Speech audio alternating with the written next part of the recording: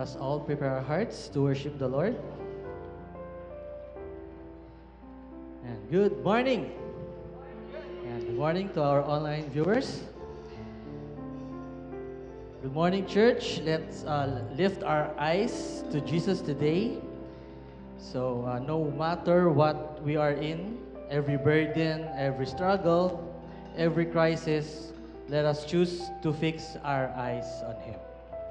In every season, good or bad, we are reminded that our strength does not come from ourselves, but from the one who never fails. When everything feels uncertain, Jesus remains constant, faithful, and alive. Sabi nga sa Hebrews chapter 12 verse 2, fixing our eyes on Jesus, the author and perfecter of our faith. And in Isaiah 41 verse 10, it says, do not fear, for I am with you. I will strengthen you and help you. So if you believe Jesus is alive and He sustains you, let us give Him our highest praise. Let us worship the one who sustains us. Let's all stand up and join us in worshiping the Lord. Hallelujah, Jesus is alive. Death has lost its victory, and the grave has been denied. Jesus lives forever, He's alive, He's alive.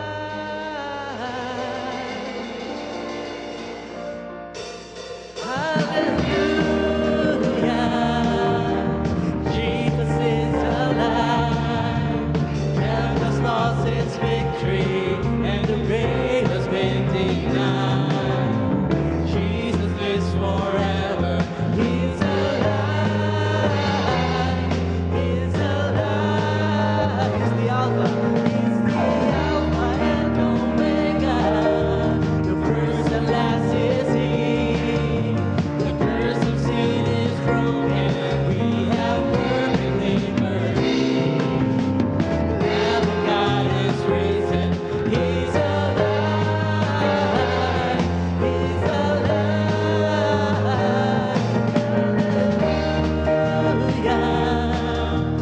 Jesus is alive. Death has lost its victory, and the grave has been denied. Jesus lives forever. He's alive.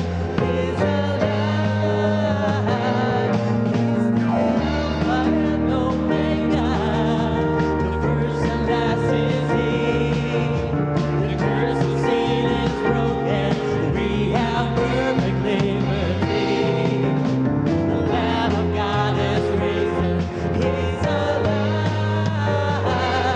He's alive. He's the Alpha Omega. He's the Alpha and Omega. The first and last is He.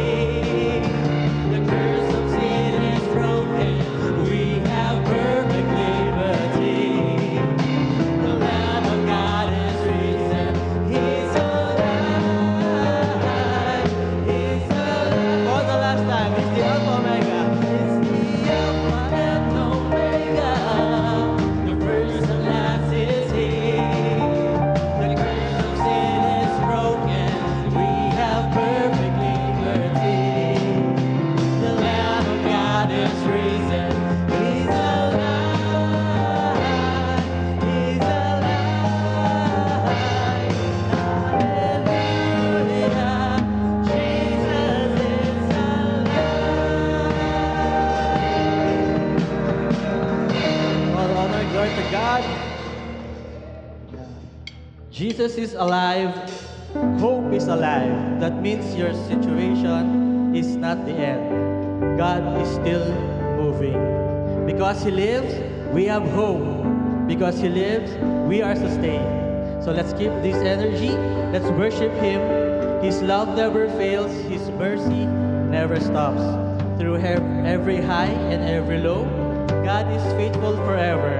So let us lift our voices and declare His love.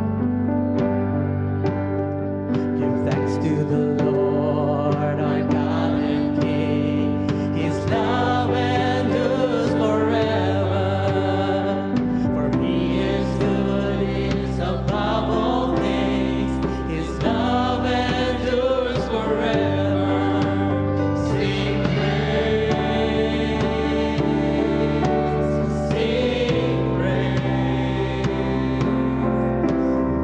With a mighty hand and outstretched arms, His love endures forever. For the land that's been reborn, His love endures forever. Sing praise, sing praise, sing praise, sing praise. Forever God is faithful. Forever God is strong. Forever God is with us. Forever. From the rising to the setting sun, His love endures forever. By the grace of God, we will carry on. His love endures forever. Sing praise, sing praise, sing praise, sing praise.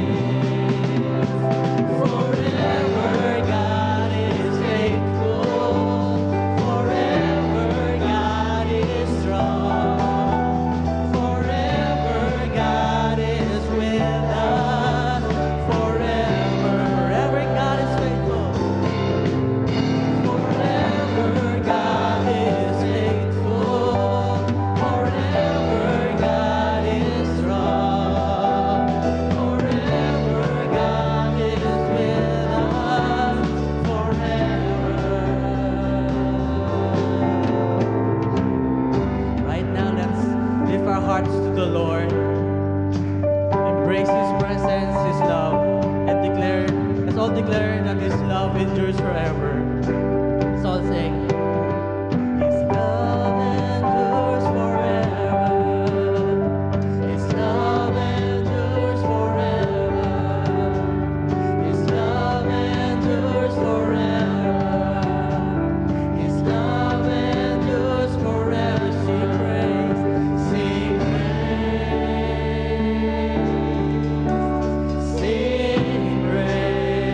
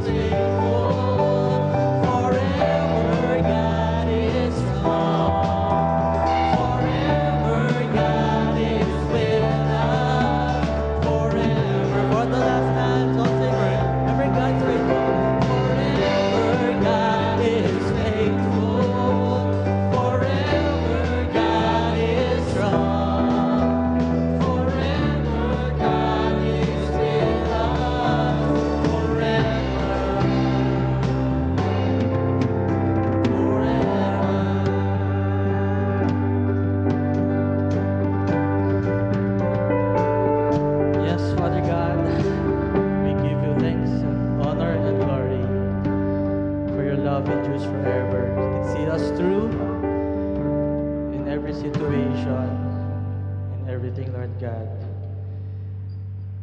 Your unfailing love, Lord God, to us. Your grace is sufficient in everything. Lord, help us to put our all in you, our trust and our faith. Lord, draw us near to you, Lord God, through your Holy Spirit, and be with us. Lord, may your presence be felt. May you embrace each and everyone's heart, Lord God. May you carry our burdens, Lord, as we humbly surrender all to you. Lord, right now, just want to give thanks, give our love to you, give our praises to you. Lord, we remember your sacrifice on the cross, the love and grace that we did not deserve, but yet you gave it to us, Lord. It's all about you and only you. Let's continue to worship the Lord. Thank you for the cross, Lord. Thank you for the price you paid, bearing all my sin and shame. In love you came and gave amazing grace. Surrender it all to God. Thank you for this love, Lord. Thank you for the nail-pierced hands. Wash me in your cleansing flow. Now all I know, your forgiveness and embrace.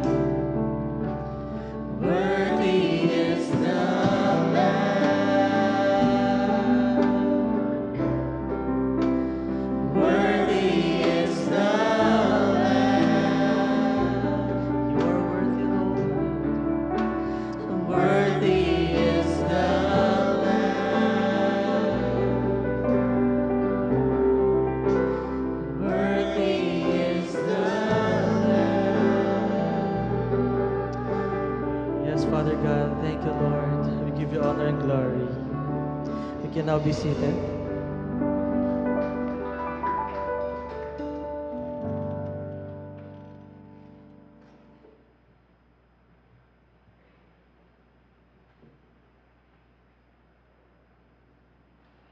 Praise be to God. Let's continue to worship our God by prayer. Heavenly Father, we bow down before you. We worship you. You deserve all our highest praise and thanksgiving and our highest worship, Lord. Truly, you are a wonderful, amazing God that deserves our highest devotion, that deserves our offering of ourselves, of our lives before you. We offer ourselves as living sacrifice, holy and acceptable unto you, Father. Thank you, Lord, for your unending love. Thank you for your everlasting love, that while we were yet sinners, you sent your only begotten Son into the world to pay the penalty of our sins on the cross. Thank you for the cross, Lord. Thank you for the payment for our salvation. And because of the faith in the Lord Jesus Christ, you have showered us, you have lavished us with all the love and with all the heavenly blessings that we don't deserve at all. And that is why, Lord, we are here today to thank you, to be grateful for everything that we have received. Enable us, Lord, to appreciate all these things and to live by faith of the Son of God who loves us and gave himself for us. Forgive us, Lord, for not appreciating, for not living out the victory that you have won for us on the cross of Calvary. Lord, enable us to understand your loving kindness. Enable us to understand that you have conquered our sins and that you have enabled us through our Lord Jesus Christ to do all things. Nothing is impossible for us, Lord. We can live a life that is pleasing before your presence. And enable us to do it, O God. Father, we thank you for today. We shall be hearing your word again. We commit to you Pastor Kim as he will be sharing whatever you have given to him, that we can be able to learn your will and your message for us this morning. May the Holy Spirit empower him, Lord, and use him in a mighty, powerful way. Lord, we lift up to you our beloved members who are in sickness. We lift up to you Sister Grace Tan, Lord. We ask that you will extend your healing hand upon her body and bring about complete healing and relief. We ask that you will use the medicines that she's taking, Lord, and make it very effective, Lord, that she would be able to regain her strength and good health, Father. We lift up to you Ate Banj, O God. We ask that you will heal whatever is ailing her, Lord, in her body, Lord. Sustain her with good health and strength, O Lord, that she would be able to join us and continue to serve you faithfully. Lord, we pray for all those who are not here. You know the reasons behind why they are not here. I pray that you will speak to them in a mighty powerful way, Lord, that you will call them, Lord, that we are to be found faithful as stewards, that the time is coming, that you will come again, that you will come back for us, and that our prayer is that you will find us faithful in serving you, in living out your commands here on earth.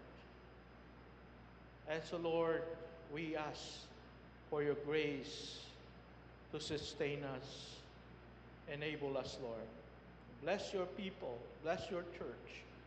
Lord, whatever is happening in our world today, especially in the Middle East, Lord, we know that you are in complete control, that you are on the throne, and we don't need to worry about anything because you hold the earth in your hands. And everything that is happening must happen because these are your prophecies. These are signs of the coming of the Lord. And it should encourage us because we know that the end is near, that soon we will see you again, Lord. And Father, I pray that as we're going to see you, we can present ourselves to you. And we have something to bring to you, to offer to you. Our bodies and the fruit of our faith and the fruit of our labors here on earth. Thank you, Father. We pray that you'll continue to work within us. This is our prayer in Jesus' mighty name. Amen and amen. Good morning, everyone. Welcome to Solace of Christ. And here we are family. And today we will be welcoming each other again. So may I request everyone to please stand and let's go around and sing this welcome song. Welcome back to Kuya Sani, Brother Sani. Let's welcome one another. Come on. We're glad that you have come to share your love with us as we grow in love, and may we always be to you what God would have us be, a family always there to be strong and to lean on. May we learn to love each other more than each today. May words of love be on our lips in everything we say. May the Spirit melt our hearts and teach us how to pray, that we might be a true family. Welcome to the family. We're glad that you have come to share your life with us as we grow in love, and may we always be to you what God would have us be, a family always there to be strong and to lean on. Thank you so much. You may be seated.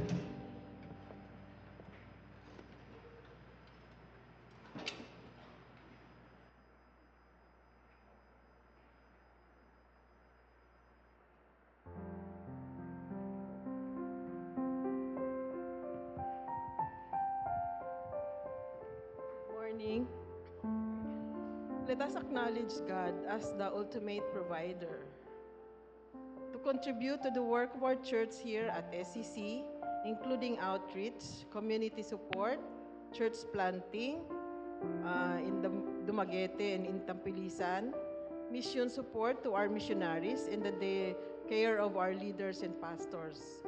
Let us consider giving through tithes and offerings an act of worship and obedience to God's commandment. Let us demonstrate trust in God's provisions and fostering a generous spirit. Jesus, the most generous person who ever lived, left the comforts of heaven, took on human flesh, and gave his life on the cross so that we might live in him. In obeying to God's command, we receive a multitude of benefits, including spiritual growth, financial blessings, and strengthening of our church community. So now let us pray for our tithes and offerings. Heavenly Father, we come before you with grateful hearts as we bring our offerings before you. We ask for your guidance in fine-tuning our faith. May these gifts be used for the growth of your kingdom, spreading your words, and blessing those who are in need. Help us to trust you more deeply, to step out in faith, and to follow where you lead. Bless the hands that give and the hearts that trust in you. Teach us to be faithful stewards of your blessings. May our giving today be an expression of our growing faith in you. All this we pray in the holy name of Jesus. Amen. For those who are here today, you may drop your tithes and offering in a box provided at the side here, or you may opt to transfer online to SCC bank accounts or GCash. The details are shown on the screen.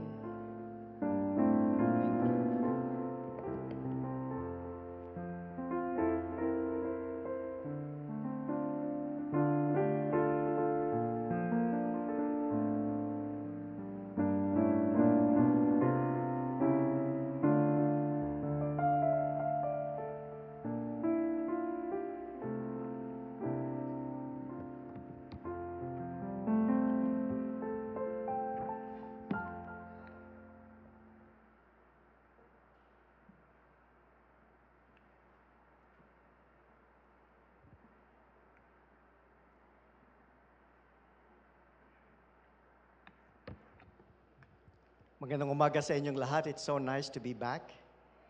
Let's come to the Lord in prayer.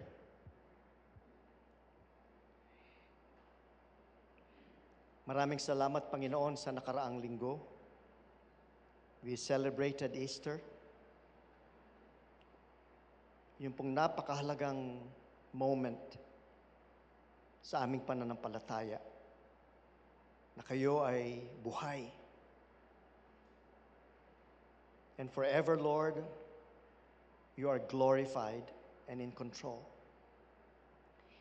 And this morning, Panginoon, inilalapit po namin sa inyo ang mga salita na nanggagaling sa inyo na tanging nagbibigay ng buhay.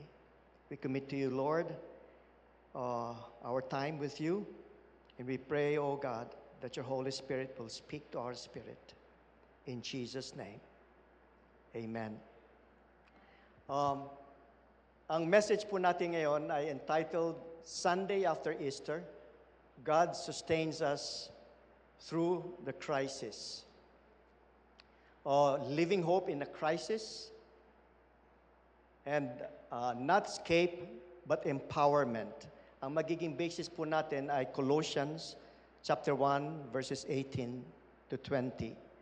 Nung linggo nga po ay we celebrated Easter. And kanina sa song natin, ang ganda, no? He is risen. Ngayong Sunday, tanungin natin ang sarili natin. Ano ang ginawa ng nabuhay nating Panginoong Jesus ngayon? What is He doing now? As we read the news, parang tumataas ang stress. Okay lang sana nung binabasa natin yung news. Pero hindi natin sukat akalain na yung news na yun sa Middle East, ay apektado tayo nung tumaas ang presyo ng gas. Okay lang sanang pinapanood natin yung mga developments, di ba, no? Pero nung, apektado pala tayo. Kami lalo na-shock kasi yung diesel, grabe ang presyo. Aalisin ba niya tayo sa gumugulong mundong ito? Is He going to snatch us out? O nilalakaran niya ito kasama natin?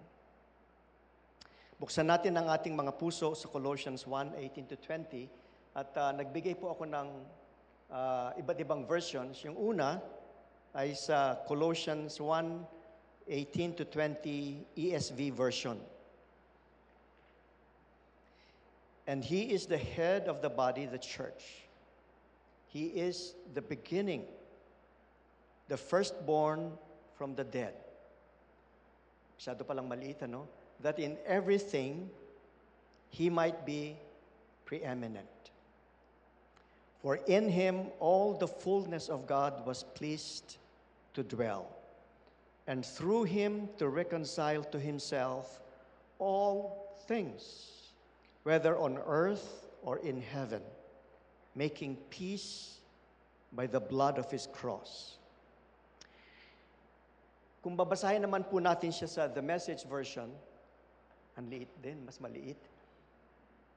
It's written this way, and when it comes to the church, He organizes and holds it together, like a head does a body. He was supreme in the beginning, and leading the resurrection parade, He is supreme in the end. From beginning to end, He is there, towering far above everything, everyone. So spacious is He, sabi sa verse 19, so expansive that everything of God finds its proper place in Him without crowding. Verse 20, not only that, but all the broken and dislocated pieces of the universe, people and things, animals and atoms, get properly fixed and fit together in vibrant harmonies, all because of His death, His blood that poured down from the cross. Sinubukan ko pong i-translate yung The Message version using Google Translate. Ang ganda po ng pagkakasulat niya doon.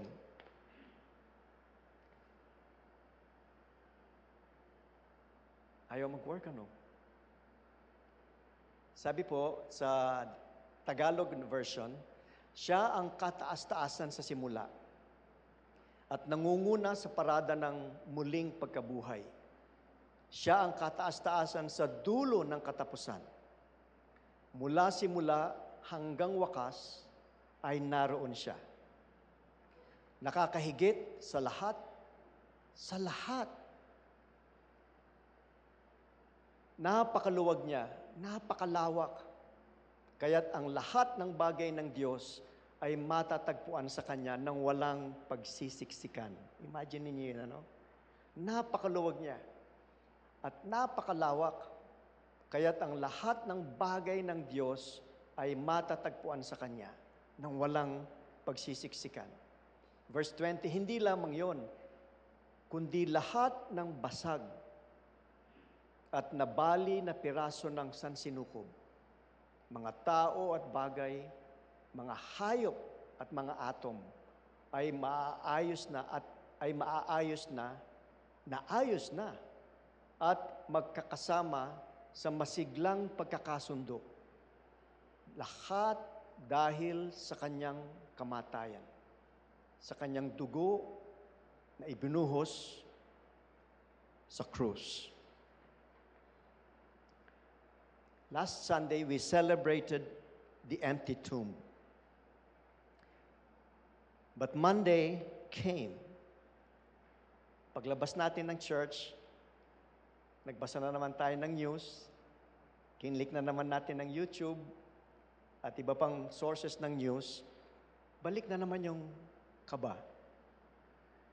Balik na naman yung worries.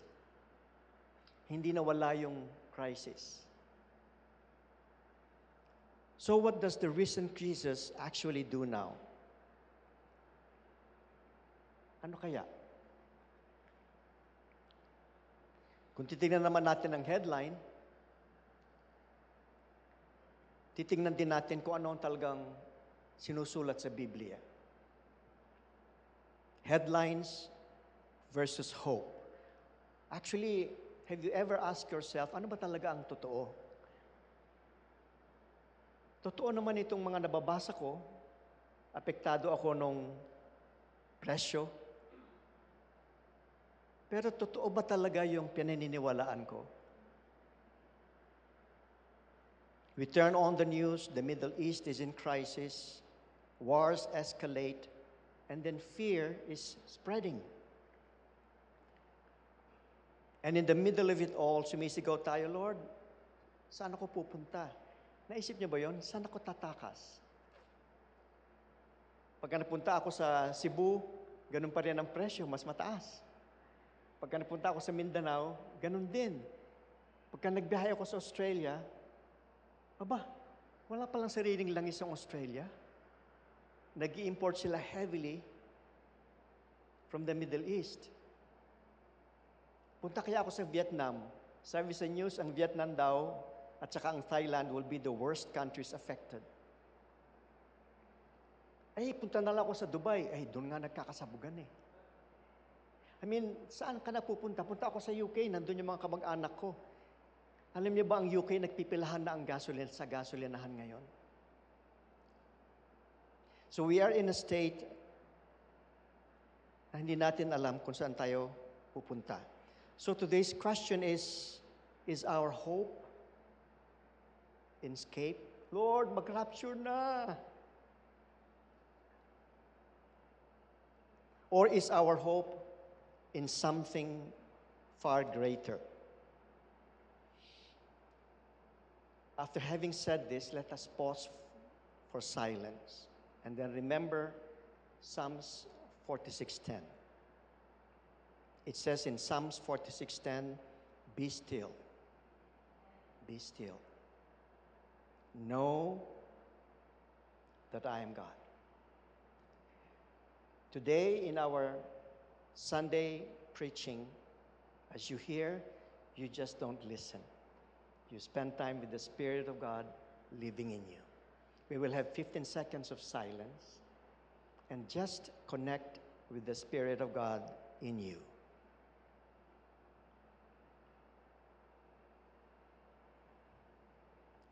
Take a deep breath. Breathe in and breathe out.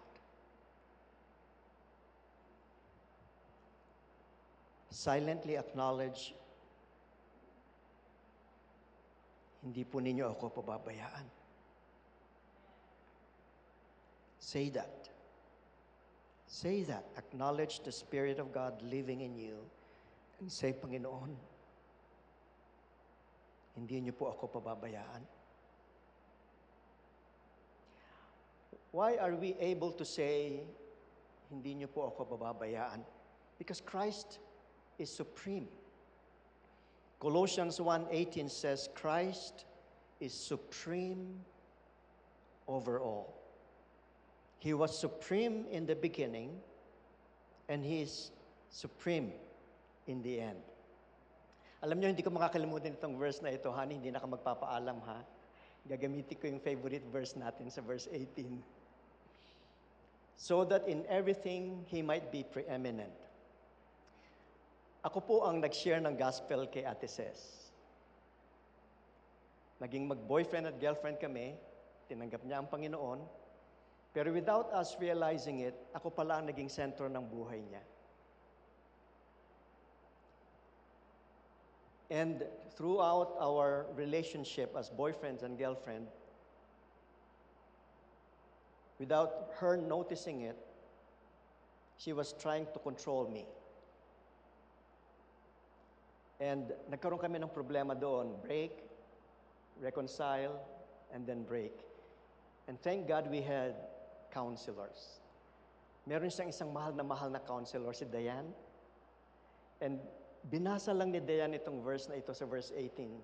And then suddenly those phrases spoke to her so that in everything He might be preeminent. So that in everything Christ will be supreme. And suddenly the Spirit of God spoke to her and said, si Kim ang ginagawa mong preeminent. I am preeminent. From that time on, she gave up, surrendered everything to the Lord, and said, Lord, ito po si Kim. Kung aalisin niyo siya, kunin niyo siya. Hindi ko na siya hihigpitan. Ito na po siya.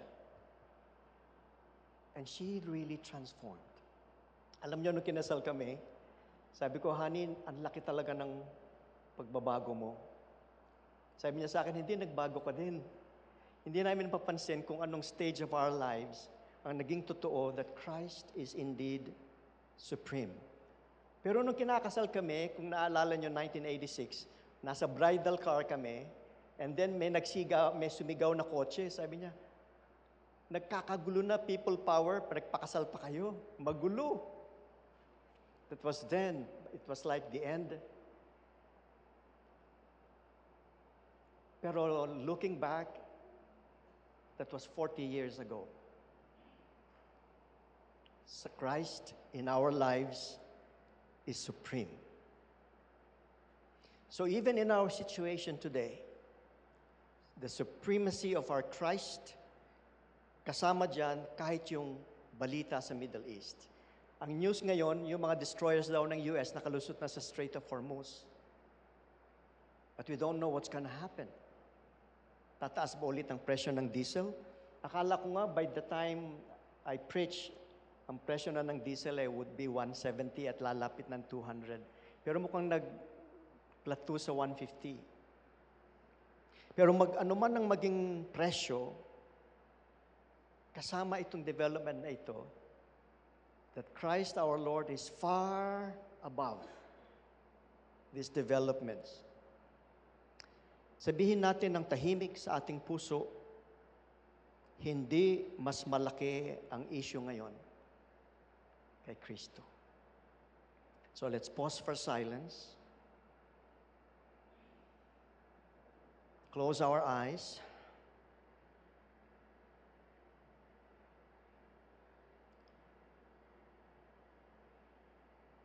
Nothing happening today has caught our Lord Jesus off guard. Take a deep breath and then say this, my situation is within His reign. Say it again, my situation is within His range.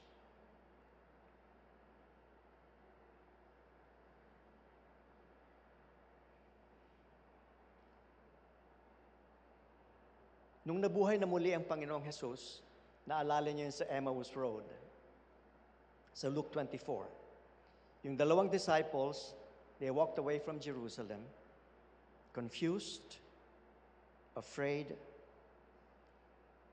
fleeing. The tomb was empty. They had seen the risen Lord. But guess what? Hindi pa rin nagbago ang politics. The Roman Empire was still there. Their enemies were still there. Nandun pa rin yung takot. Then the risen Lord Jesus showed up. And what did He do? Tineleport ba niya yung dalawa to safety? No, He walked with them. Same for us. Easter did not end the crisis. Nung last Sunday, Easter, hindi naman bumagsak ang presyo eh. Pareho pa din. In fact, naggrabe. Pero Easter empowered us to live in the crisis.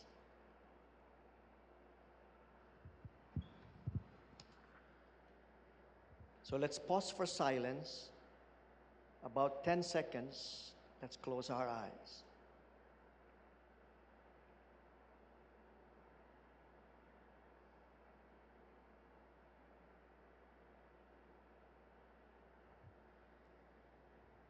Isipin ninyo si Jesus.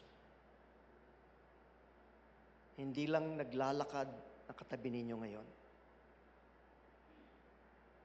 Nasa inyo siyang kalooban.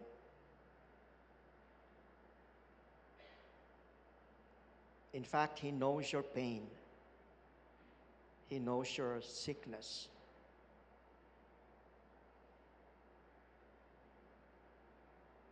Tahimik nating sabihin, Jesus walks with me, even here.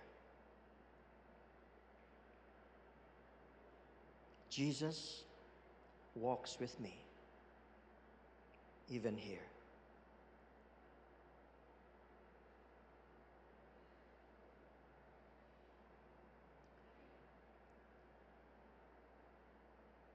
Now let's open our eyes and then look at verse 19. Anong sabi sa verse 19? So spacious is He. So expansive. Alam niyo ba kung anong ibig sabihin ng so spacious is He? So expansive. May space pa siya para sabihin niyo sa Kanya ang inyong concern. Have you tried opening up to God and really telling your concern?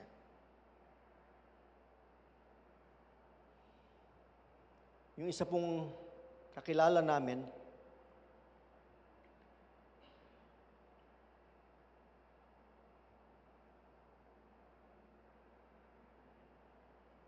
kaya pala siya hindi nagme-message, binanggit niya ng kanyang panganay na anak, 19 years old na babae, ay ni-rape ng 5 niyang kaklase. Grabe, parang sinuntok kami ni Mrs. sa Sikmura. Kakilala namin ito. Mahirap pa sila. Sabi ng nanay, sinira nila ang kinabukasan ng dalaga ko. But later, nag-update siya, nakakulong na raw lahat, yung 5. But yet, the damage is done. Kinamusta namin kung kamusta ang pangangailangan nila. Hindi ko po maiwan ang anak ko. Nag-divorce na sila nung asawa niyang Jamaican. Yung una niyang asawa na binubugbog siya, siya pa ang sinisik kung bakit na-rape ang anak niya. Pagkaisipin namin yung ganong sitwasyon, parang, Lord, nangyayari ba talaga ito? But yet, even those pains, inakyat niya sa Panginoon. Sabi niya sa amin, makakalagpas din po ito, hindi ako pinabayaan ng Panginoon. Pagka parang sasabog ang dibdib ko, iniiyak ko na lang ito sa Panginoon. Ibinibigay niya ito sa Kanya. Do you have worries na hanggang ngayon nandyan? Meron ba kayong mga galit na hanggang ngayon nakatago pa?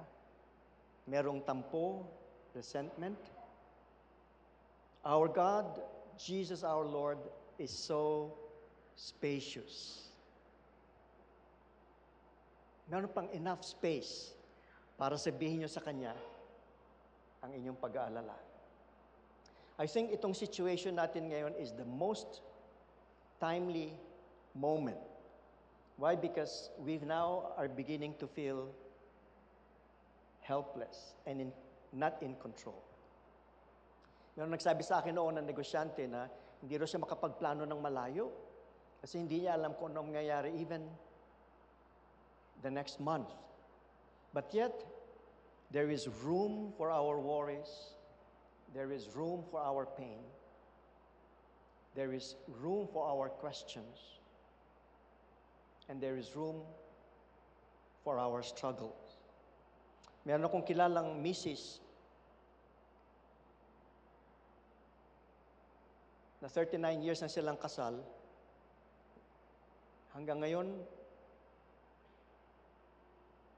hindi pa rin marunong tumanggap ng pagkakamali ang asawa niya.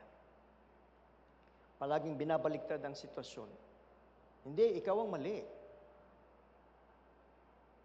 Pero nag-attend na sila ng church sa CCF.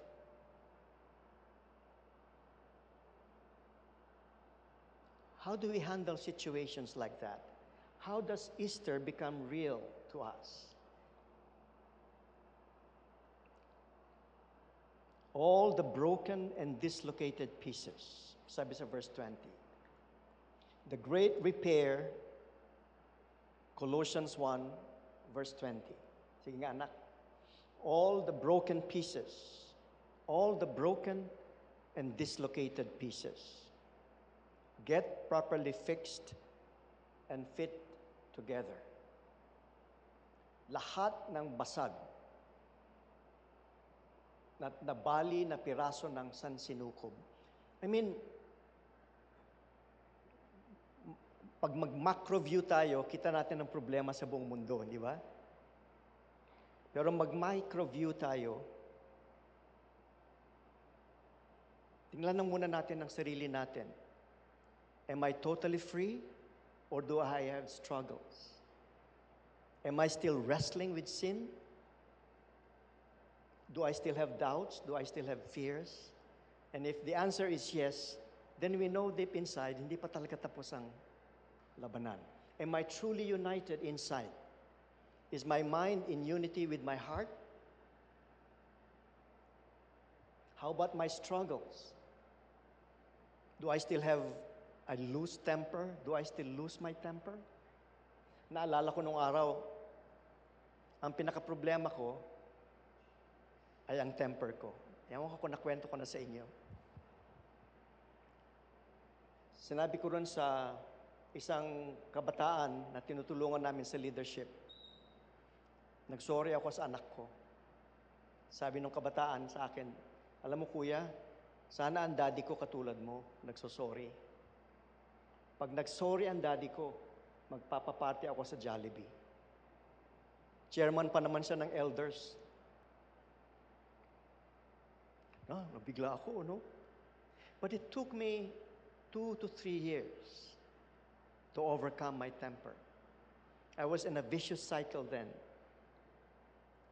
Mawawala ako ng pasensya, sisigawan ko yung anak ko, magigilty ako, magsosorry ako. Pagkatapos ko magsorry, magkasundo na kami, several days later, sasabog ulit ako. I memorized a verse in Colossians. It took me 5 minutes to memorize. Get rid of all such things as this: anger, rage, malice, and evil language.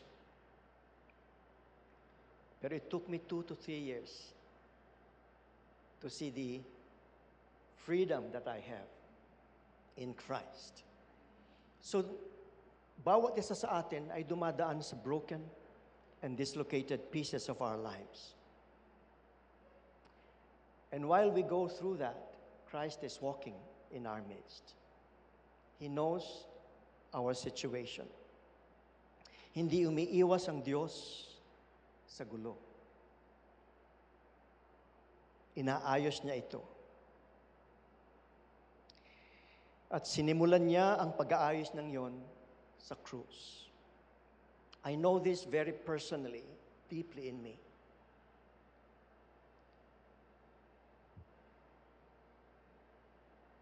Nakwento ko na yata sa inyo na nagkaroon ng infidelity ang tatay. Nagkaroon siya ng relasyon sa ibang babae at doon nagkaanak siya. Nagkaroon ng amicable settlement through power of attorney. At nagbigay ng one-time settlement ang tatay. Pero ang nanay, sobra siyang naapektuhan hanggang sa namatay.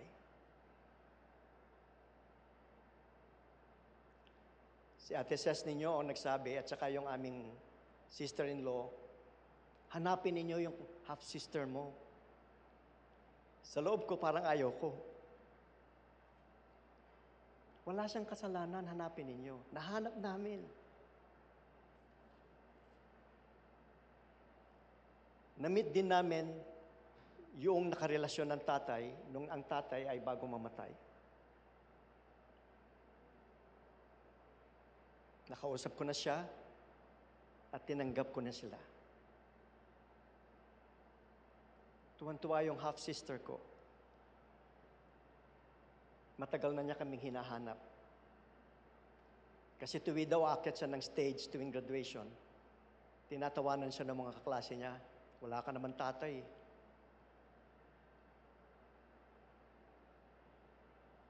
Ngayon, nasa US siya, nurse.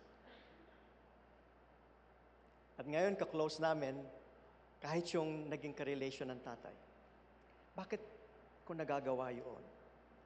Why? Because Jesus had already died for her. Paano si nanay? Ang nanay ko nasa Panginoon na. Paano si tatay? Ang tatay ko nasa Panginoon na. Pero tuwing makikita ko ang naging karelasyon ng tatay ko, mag-aapoy ako sa galit. Kahit hindi pa niya fully tinatanggap ang Panginoon, namatay na ang Panginoon sa kanya. He died for her sins. And who am I to judge? So ngayon, the broken pieces are being fixed by God. So let's pause for silence and just say deep inside our hearts,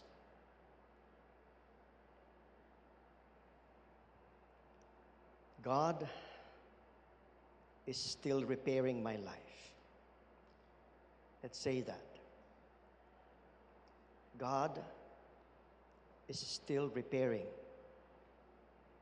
my life.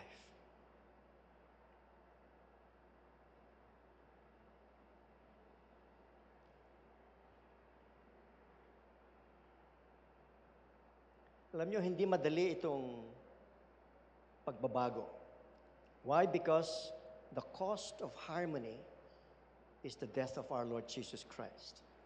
Verse 20 says, all because of His death, His blood that poured down from the cross. My healing comes through His sacrifice, and there is no shortcut.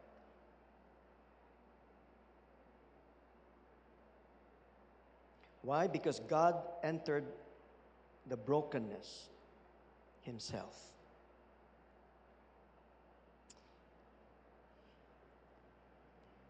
Naalala niyo yung Isaiah 53 verse 6? Sabi doon, all we like sheep have gone astray. Everyone turned to his own way. And the Lord laid on Him the iniquity of us all. Meron akong sinera ng gospel na office mate ko noon sa Leyte. Sabi niya sa akin, mabuti ka pa, Kim, hindi ka nagkaroon ng sexual relationship with any woman. Ako, lahat ng projects na na-assign ako, nambuntis ako ng babae. Kung pwede lang sana akong ipanganak uli, magsisimula ulit ako. Gusto kong bumalik sa misis ko, ayaw na niya akong tanggapin. Tapos sabi ko sa kanya yung Isaiah 53 verse 6, ikaw ito,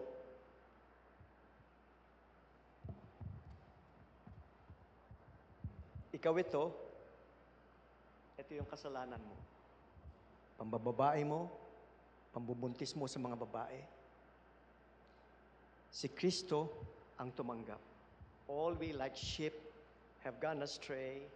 Everyone turned to his own way, and the Lord laid on Him the iniquity of us all. And then He died. Sabi ko sa kanya, nasaan na yung pambababae mo?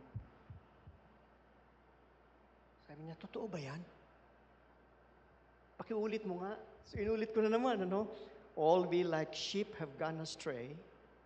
Everyone turned to his own way, and the Lord laid on Him. Tapos umiiyak siya, totoo ba yan? Kinuha na ba niya talaga lahat ng palpak ko? O hindi ko naman inimbento yan. Alam mo, nag-pray siya, nagpasalamat siya sa Panginoon. Sabi niya, Panginoon, kung ito ang good news, tinatanggap ko ang good news. Sabi ko sa kanya, ang Panginoon hindi ng babae. Pero yung kaparusahan ng pambababae mo, siya ang tumanggap. I saw him 2 weeks after. Nakangiti na siya. Alam niyo kung bakit? Sabi niya, Kim, bumalik ako sa misis ko. Tinanggap ako ng misis ko. God entered the broken pieces of his life. Why? Because the gospel has become very clear to him. God, in his grace and mercy, gave his life instead of us. Let's pause for silence ulit. Not just 10 seconds after hearing what you've heard.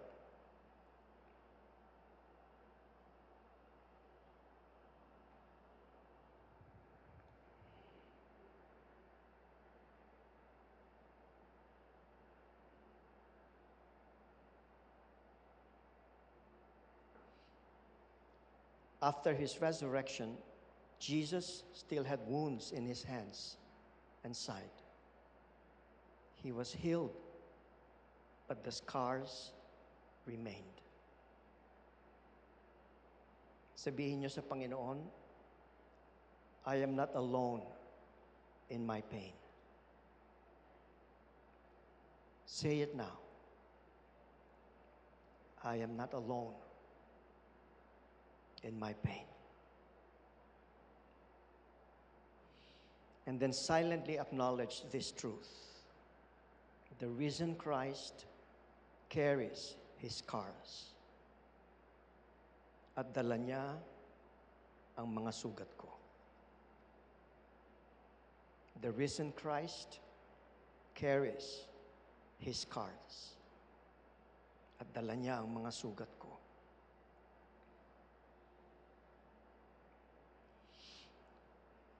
When the Lord prayed sa John 17:15,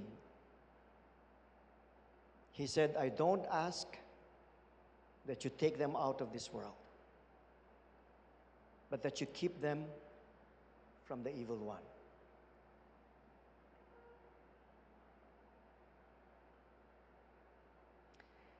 Evacuation is not God's plan. Protection within the storm is God's plan. Ulitin ko ha, evacuation is not God's plan. Protection in the midst of the storm is his plan.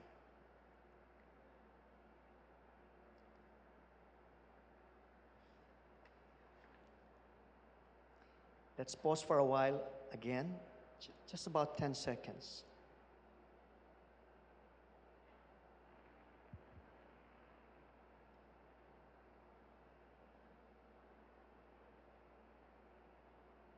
And then say this. His presence is my protection.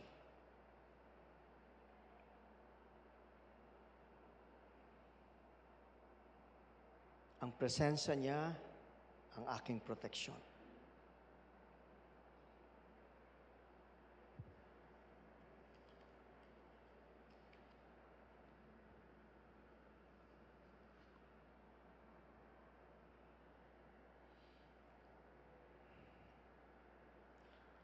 Thus we can say resurrection power is our endurance. 2 Corinthians chapter 4 verses 8 to 10 says this, hard pressed on every side but not crushed, perplexed but not in despair, persecuted but not abandoned, struck down but not destroyed. Resurrection power is not escape. It is endurance.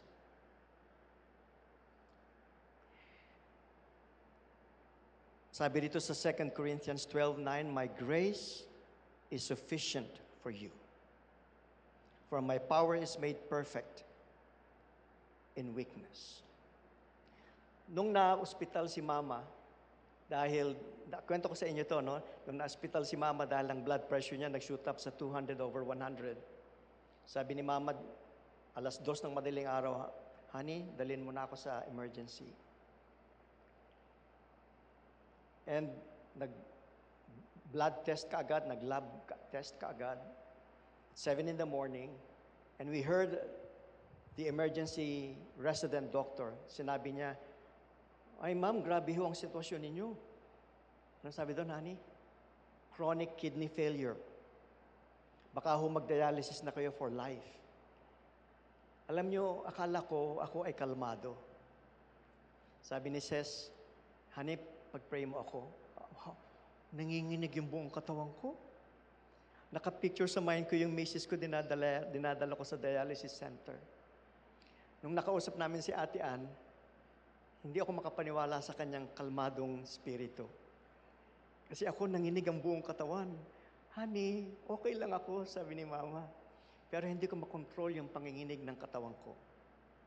But I was surprised at the grace I've seen kay Ate Ses. Grace ng God. She was so calm and just said, "He is in control." Those are glimpses of the resurrection life. In the midst of indescribable situations, nakikita natin ang power ng Panginoon. God gives us what we need to live through, not just an escape hatch. Pasensya na kayo, baka ang rapture ay hindi pala pre-trib. Baka ang rapture ay mid-trib. O hindi natin alam, baka ang rapture ay post-trib. Kung tayo pumapasok na sa tribulation, sana nga ang rapture ay pre-trib. Pero alam niyo ba na ang rapture ay mangyayari lang sa mga taong siguradong ang banal na spirito nakatira sa kanila? Sigurado ba kayo na nakatira talaga ang banal na spirito sa inyo? Natuwa ako sa Campus Crusade for Christ kasi meron silang booklet,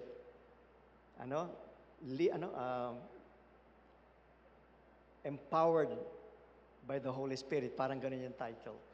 At doon explain, after inviting Christ to live in your heart, that you can invite the Holy Spirit to live in you. Be sure that the Holy Spirit is truly living in you. Be sure you've really said, "Panginoon, tinatanggap ko ang inyong banal na spirito." And while we go through the crisis, we can always say, God gives us what we need to live through, not just an escape hatch. So what does He give us? Ito, isa-isahin natin. God gives us living hope. Sa 1 Peter 1:3.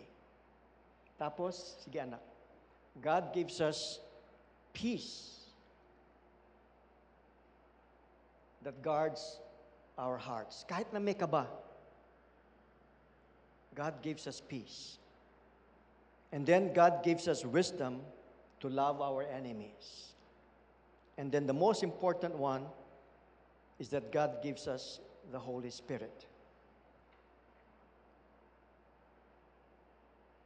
He gave us living hope, hindi wishful thinking, kundi resurrection certainty. Sabi ko noon, nung nag-resign ako sa engineering, I said, "Lord, mabubuhay pa kaya kami? Wala akong savings. Wala akong sweldo." But yet, kahit may kaba, sabi ng Lord, "I give you peace." That was ilang taon na? 30 years ago. And it's still true until now. Kahit may kaba, kamusta kayo? He gives us living hope, He gives us peace, He gives us wisdom, and He gives us the Holy Spirit.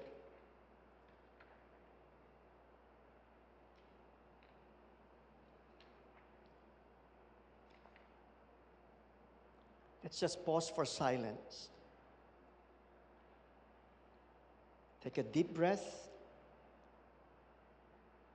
and then say this. I already have everything because I have you.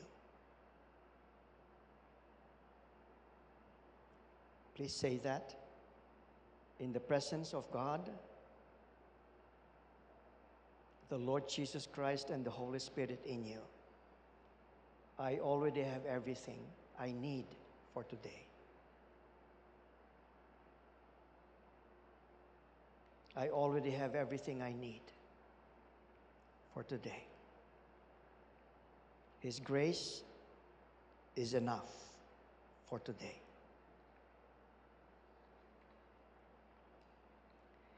So as we close, how then shall we live?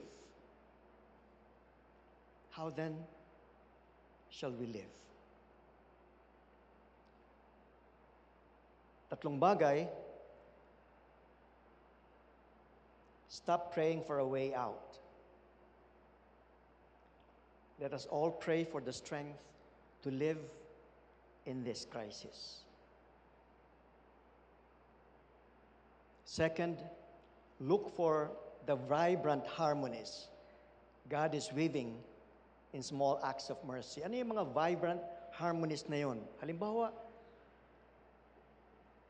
matagal mo nang pinag-prepare na sana mag-sorry. Hindi man lang marunong tumanggap ng pagkakamali. And then suddenly, bago kayo kumain, bigla niya sinabi, sorry na nga kanina, kain na tayo.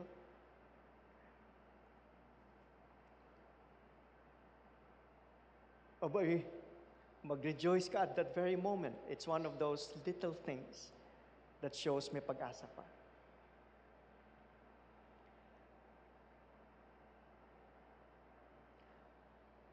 Kahapon sinabi ko sa sarili ko, Pastor F, Lord, hindi po si Trump ang takapagligtas ng buong mundo. Hindi po si President Trump. Kayo po, Panginoon. So I give this situation to you.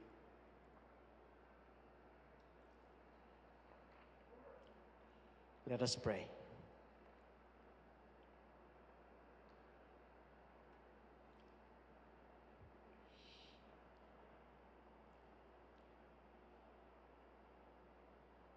Panginoon, we are in a situation today where each one of us is being baptized through fire.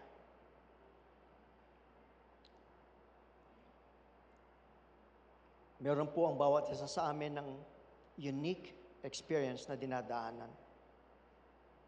Bawat isa po sa amin.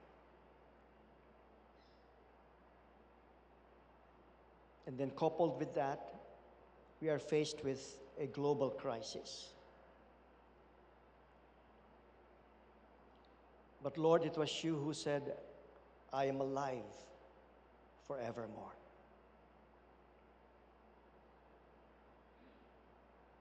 I pray, Lord, let this truth be deeply implanted in our hearts. For you said, Lord, in Colossians 3:15, let the peace of Christ rule in your hearts. Father, I commit to you each one of us. Only you, Lord, can plant all this truth into our spirit. Sinabi niyo po, Panginoon, sa John 6:63, it is the Spirit that gives life. The flesh profits nothing. The words I have spoken to you are spirit and our life. We pray this, Lord, in the most powerful name of the living God, forever alive, our Lord and Savior Jesus. And everybody say, Amen. Amen. Happy Easter ulit. It will always be Easter every day sa ating buhay.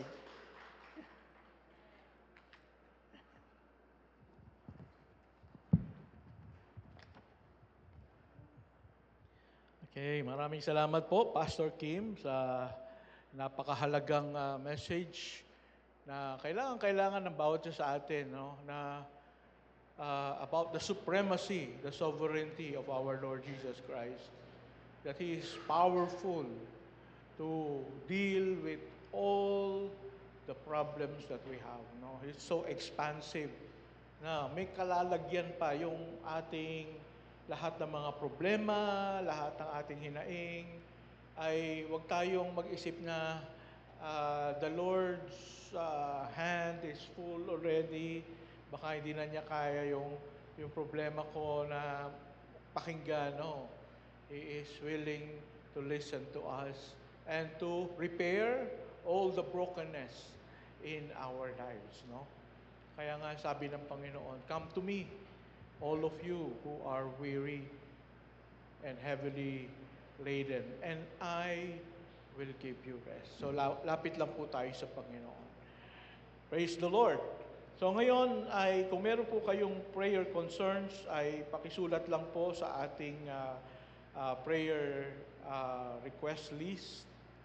At dito po ay ipagpe-pray po namin yung inyong mga kahilingan. Ano? So, maganda rin po na hindi natin sinasarili yung ating mga problema. Kung hindi, some people, no? Our brothers and sisters are also praying for them. And meron pong training, kung meron pong interested, if you want to learn how to teach or how to tell stories, meron pong training sa Tuesday sa Capital City Baptist Church about how to teach or how to tell stories of the Old Testament Bible stories. No? So, if you want to learn how to be a Sunday school teacher or how to be a good small group facilitator, na of course, ang Bible po, ang daming stories niyan, ano? Kaya maganda po sa ating pagtuturo, marunong tayong magkwento, ano? Na may katuturan. No? Hindi lang yung basta kwento na walang epekto sa ating tinuturuan. So maganda rin po ito. If you are willing, you just approach me and I can accompany kung sino man yung mga willing. Tuesday po siya from 8 o'clock to 3 p.m. 100 pesos po ang training fee, and free na ang breakfast, lunch, and materials, and kasama yata yung snacks, no? So, saan ka pa? So, this is a good investment. Kung problema yung 100 pesos, no? Huwag nyo nang problemahin. Makakahanap tayo ng sponsor dyan, okay? So, just approach me and we will take care of it. Okay, may I request everyone to please stand? Let's close in a word of prayer. Our dear, most gracious, most heavenly Father, we thank you, Lord, for this morning. Thank you, Lord, for declaring to us in your word about the supremacy, the sovereignty of our Lord and Savior Jesus Christ. Truly, everything is in Him, dwells in Him. And so, if we have Him, we will not lack any good thing. That He can really be our good shepherd. That we can say, the Lord is my shepherd, I shall not be in want. And we can say that truly in our hearts, that we can experience your fullness, your provisions, the repair of all the brokenness in our lives. And Father, I pray, Lord, that we will be able to experience your love most vividly. Thank you, Lord, for your word. We pray that we'll be able to experience this all the more in our daily lives. And may the love of the Father, the grace of the Lord Jesus, and the fellowship of the Holy Spirit be with you all. Amen and amen.